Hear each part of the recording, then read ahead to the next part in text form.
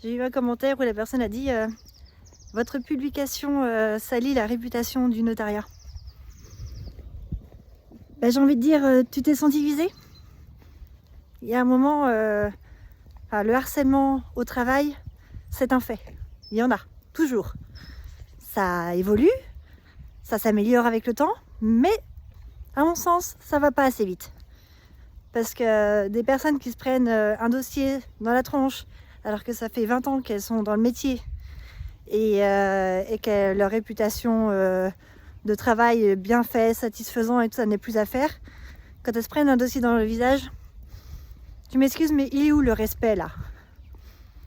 Il y a un problème, hein. Enfin, on s'en fiche de la réputation. Pour moi, une réputation, eh ben, elle va se mériter. Et là, pour le coup, c'est pas encore tout à fait le cas dans le notariat. Alors, je vais pas aller voir sur les autres. Je parle pas de ce que je connais pas. C'est-à-dire que moi, les autres entreprises, secteurs de métier, je ne connais pas. Donc, je vais pas aller en parler. Le notariat, par contre, on en voit des gens qui se plaignent. On en voit des gens qui se sentent harcelés. On en voit du burn-out. Alors, je veux pas dire, mais pendant des années, ça doit même encore être le cas. J'ai pas vérifié la source de ça. Mais pendant des années, déjà, le notariat, c'était quand même l'endroit où il y avait le plus de burn-out. On était deuxième, ou même premier ou deuxième, je sais plus, avec les infirmiers. Donc c'est bien qu'il y avait un problème en fait. Et on va pas aller cacher ça. Le but maintenant, c'est pour moi, c'est de rétablir un équilibre dans le notariat afin que les gens puissent aller travailler heureux et dans de bonnes conditions. Et le problème, le plus gros problème à mon avis qu'il y a, c'est l'écoute entre le patron et l'employé. L'écoute et l'entraide. C'est-à-dire que l'employé n'est pas un esclave, l'employé est là pour aider. Il est là pour faciliter le travail collectif. C'est un travail de groupe. C'est pas un travail... on n'est pas des sous-fifres, quoi. Il y a un moment, faut arrêter de vouloir protéger les notaires qui abusent de leur pouvoir. Forcément, moi j'en ai croisé beaucoup des notaires et 90% de ceux que j'ai croisés, ils sont très bien. Il n'y a pas de problème. Il n'y a pas de problème de ce côté-là. On est d'accord. Mais il y a encore des notaires qui profitent de leur pouvoir. Ou alors qui sont surmenés, j'en sais rien. Après, il faut peut-être aller voir aussi de leur côté. J'ai pas été de leur côté, ok? Mais moi, j'ai été du côté des clercs. Et honnêtement, à chaque fois que je suis arrivée dans une étude, il y en avait quand même un qui était au bord de l'épuisement. C'est quand même pas normal. Enfin, on est censé aller au travail pour apporter nos connaissances et de l'entraide et qu'on puisse après pouvoir aider les clients à avancer dans leur vie. C'est-à-dire qu'on est là sur les gros postes de leur vie.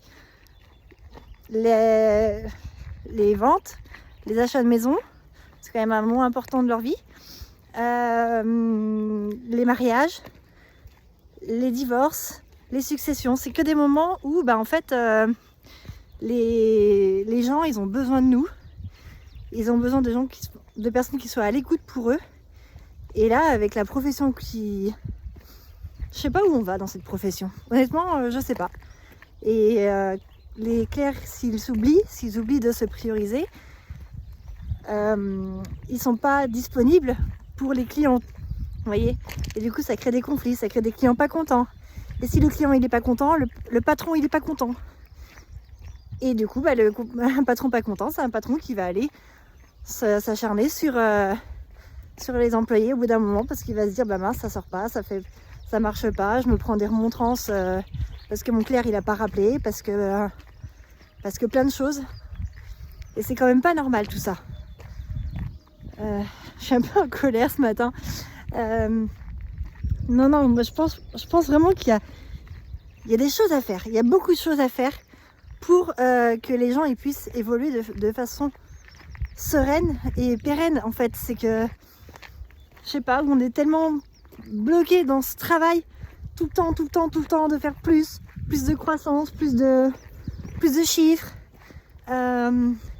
toujours plus de choses à faire, des formulaires à remplir en plus, de la vérification à faire en plus.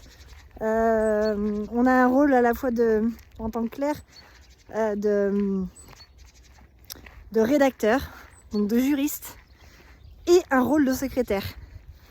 Il y a peut-être aussi des choses à revoir de ce côté-là. Mais ça va être du côté des patrons de revoir ça, plus.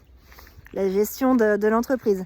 Moi, j'ai vu dans certaines entreprises où il y avait un rédacteur qui faisait de la rédaction et de la gestion des dossiers, mais en mode juridique, quoi. C'est-à-dire que c'était lui qui allait chercher les solutions aux problèmes. Et le secrétaire qui faisait, la secrétaire ou le secrétaire, qui faisait tout ce qui était la paperasserie, appeler les clients pour les rendez-vous, voilà. Et bizarrement, sur ces postes-là, les rédacteurs sont beaucoup moins stressés. Chercher l'erreur. C'est quoi, je pense qu'on a été faire des rédacteurs, on les a mis sur 2 postes à la fois. Mais c'est pas comme ça que ça marche à mon avis.